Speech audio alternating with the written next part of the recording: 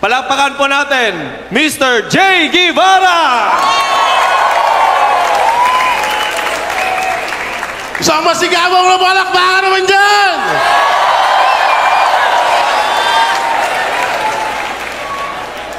Parang kailan lang magkakasama tayo sa Davao, ah. No? Ba't kaya ganun? Pag nakakasama ko kayo, nagiging mabait ako. Iba talaga yung ano, no? Iba talaga yung dunong na ipinagkaloob sa atin ni Pastor.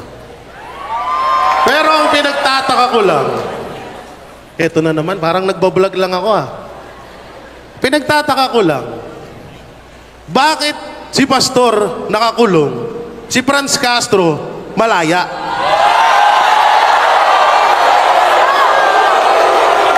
Diba? Kasi ito lang eh, yung presidente ng Pilipinas ngayon na si Bongbong Marcos, pinabilib niya, napabilib siya kay Pastor Apollo Sikibuloy. Dahil nung pumunta si Bongbong Marcos doon sa kay OJC compound, sobrang bumilib si Marcos Jr. Dahil sa kagandahan, sa kabutihan at sa talagang taus-pusong kabutihan ni Pastor Apollo Sikibuloy, lalong-lalo na doon sa kay OJC compound. Pasensya na kayo, ha, medyo kabado ako sa mga ganitong ano, kasi hindi naman ako sanay. Sanay lang ako balahurain yung mga kurap sa gobyerno eh. No? Kaya isa sa ano eh, kaya isa sa talagang pinapanalangin ko na maihalal si Pastor Apollo. Dahil alam ko, isa si Pastor sa magpapawala ng mga kurap at buwaya sa gobyerno ngayon.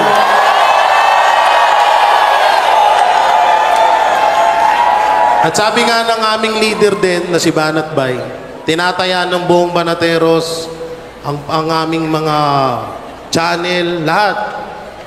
Titigil kami sa pagbablog sa lahat ng ginagawa namin kapag may ginawang hindi maganda si Pastor sa Senado. Dahil alam namin at nakikita namin sa inyo, kung mapapansin nyo, yung gobyerno, yung mga nasa baba niya, sobrang kurap. Kasi kurap din yung leader. Pero tignan nyo si Pastor, dahil sa sobrang bait at sobrang maganda ang hangarin ni Pastor, nakikita din namin si inyo yun. Sabi nga nila, kung maayos ang leader, maayos din ang mga member. Kagaya nyo. O tignan nyo sa gobyerno, walang kwenta yung leader, wala rin kwenta yung mga nasa baba nito. Kaya tayo mga kababayan, sa sobrang panggigipit, pagpapahirap sa atin dito sa Pilipinas, biniyayaan niya pa rin tayo ng isang Pastor Apollo Sikibuloy na maaaring takpan lahat ng pagdurusa na nararanasan natin ngayon dito sa Pilipinas. Di ko nga alam eh. Sabi ko, bakit kaya ganun? Kung sino yung mga may mabuting hangarin sa bayan, kung sino yung may busilak ang puso para sa bayan, yun pa yung ginigipit at yun pa yung pinaparusahan. Pero yung mga politikong puro lang pera ng bayan ang inaatupag, puro pagbubulsa ng kaban ng bayan ang inaatupag, yun yung mga malalaya. Tingnan nyo lang si Pastor. Tingnan nyo yung panggigipit na ginagawa kay Pastor. Dapat nga ngayon, mas marami pang matutulungan si Pastor kung yan ay hindi nakakulong ngayon. At ako mismo, isa ako sa buhay na saksi kung ano ang nagawang kabutihan ni Pastor doon sa Davao.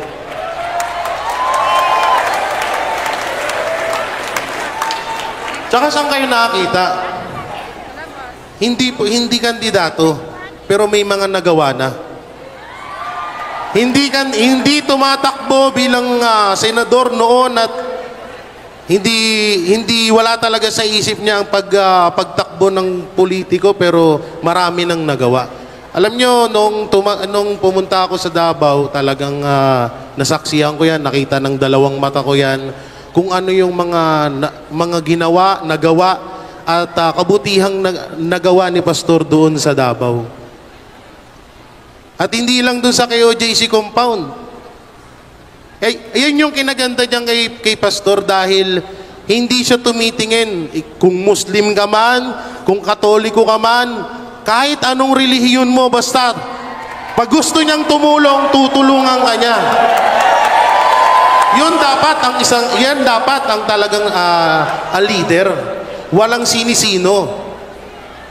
Mapaibang relihiyon ka, ibang tao ka pa, basta alam niya na kailangan mo yung tulong niya, tutulungan ka niya. Kaya tayo, mga kababayan, huwag na natin palagpasin tong pagkakataon na to.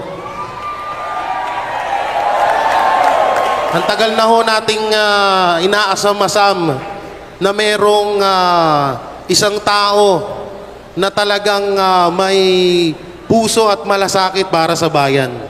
Yung ibang mga senador, pabalik-balik na lang.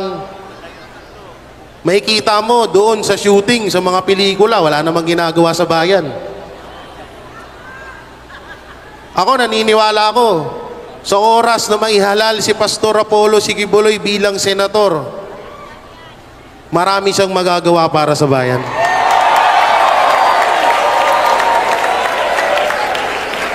Kaya yon, hanggang dito na lang ang sasabihin ko, dahil medyo kinakabahan ako kasi baka mamaya pag pinahaba ko pa yung sinabi ko, may mga kuhuli na dyan sa amin sa labas.